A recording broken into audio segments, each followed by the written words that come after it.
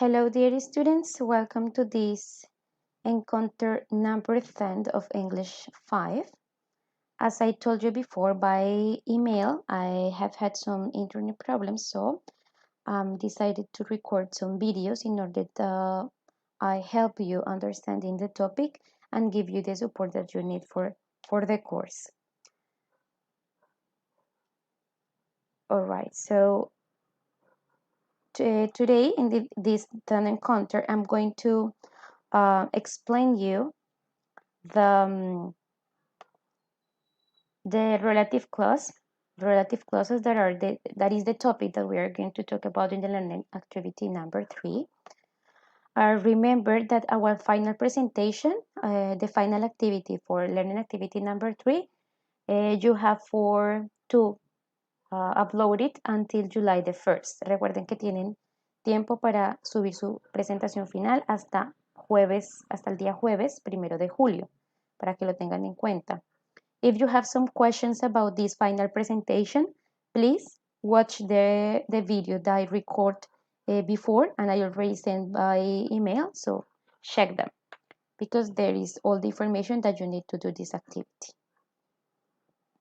All right, so we're going to start explaining what is a relative clause. So it is used to give extra information about the noun in the main clause without starting another sentence. Las relative clauses son oraciones que van juntas o pegadas dentro de otra oración con un sentido completo. Ya les voy a explicar porque sé que es un poco enredado. A relative clause starts with the relative pronoun. Una relative clause siempre inicia con un relative pronoun. Una relative clause siempre debe empezar por un relative pronoun. Ahorita les voy a explicar qué es un relative pronoun para que lo sepan. Y la relative clause, recuerden que es un grupo de palabras que tienen relación, que tienen un sentido completo, un sujeto, un predicado. La relative clause lo que hace es dar una información extra dentro de otra oración. Miremos este ejemplo. We have the dog that ate the cake is looking guilty. Mi oración principal es la de gris. The dog is looking guilty. Esta es mi oración. Tiene un sujeto y tiene un predicado. ¿Listo? Oraciones normales como ustedes las saben hacer. El perro luce culpable. Ahora lo que yo quiero hacer es dar una información extra que puede para mí ser importante que mi interlocutor conozca. Entonces, lo que hago es agregarle una oración dentro de esa oración. Esta oración se llama relative clause. En este caso es la rojita. Entonces tenemos that ate the cake. Esta es la información extra que quiero dar sobre el perro. Entonces la introduzco ahí y la inicio con un relative pronoun, en este caso es that. Quedaría the dog that ate the cake is looking guilty. El perro que se comió el pastel luce culpable. Entonces, si se dan cuenta, tengo mi frase principal, la de gris, y mi relative clause, que es una información extra en medio de esta oración principal. Estos relative clauses se usan simplemente para, digamos, acortar la comunicación. Es más fácil colocar una relative clause que otra oración ahí pegada de pronto con un punto, una coma. Entonces, esto hace que sea más fácil la comunicación. ¿Listo? Vamos a ver ahora qué es un relative pronoun. Los relative pronouns, como les decía anteriormente, son esas palabras que van a iniciar una relative clause.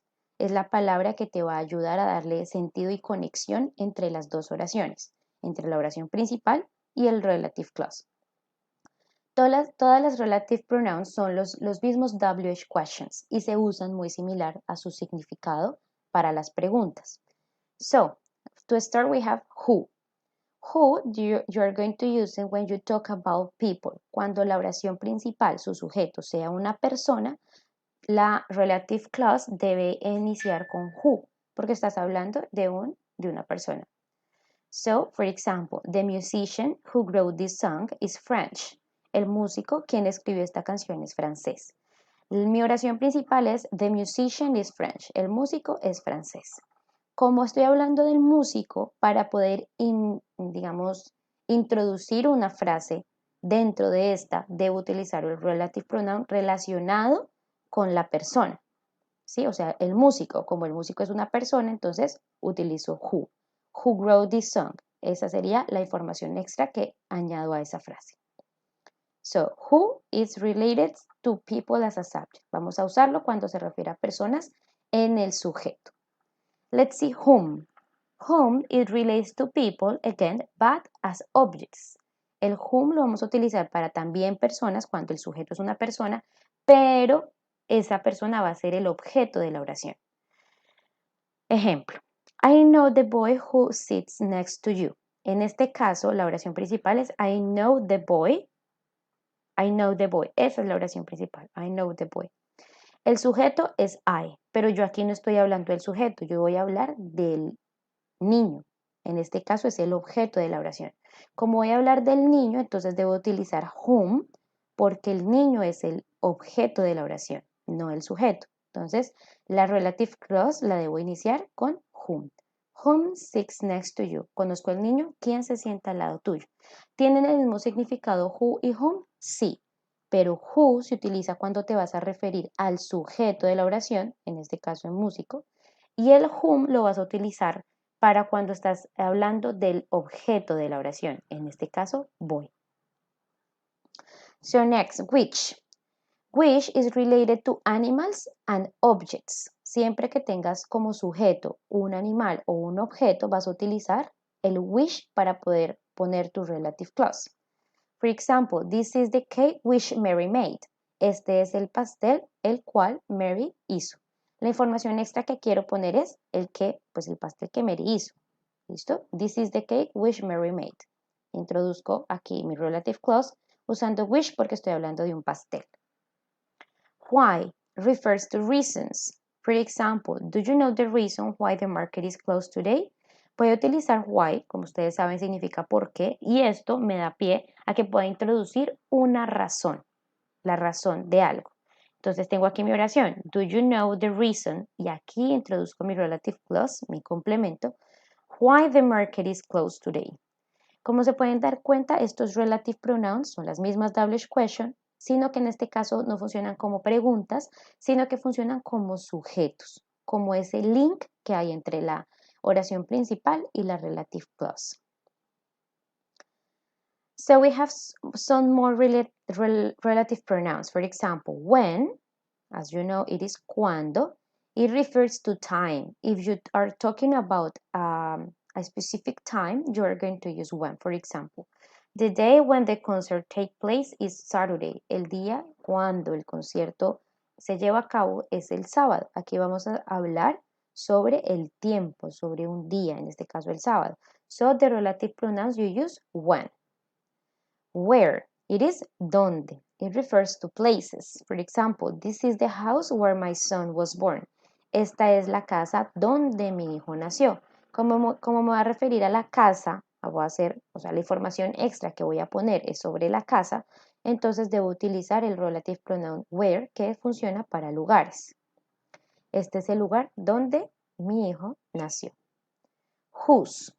It refers to possessions. Siempre que vaya a hablar sobre la posesión de una persona, voy a utilizar whose. For example, the boy whose phone just rang should stand up. El chico a quien el teléfono le sonó debe levantarse. Aquí voy a hacer énfasis, la información extra que voy a poner en mi oración principal es sobre el teléfono que sonó y sobre quién debe hacer algo. ¿Listo? And finally, that, it is related to people, animals, and things. Este that lo puedes utilizar para personas, animales o cosas. Entonces, el who y el that lo puedes utilizar para personas, el which y el that lo puedes utilizar para cosas. Este es como un comodín. Funciona para ambas. ¿Listo? For example, 12 September is the day that I was born. El 12 de septiembre es el día en que yo nací o la fecha en que yo nací. Okay, so let's continue talking about the defining and not defining relative clauses. Resulta que las relative clauses tienen dos tipos de oraciones. Una son defining relative clauses, las que definen la oración, y la otra son non-defining relative clauses, que son esas relative clauses que no definen la oración. ¿Cómo así que definen y no definen? Las relative clauses que definen la oración son aquellas que son necesarias para que la frase tenga un sentido completo. La una sin la otra no quedan bien. Necesitan las dos estar allí para que la oración se entienda.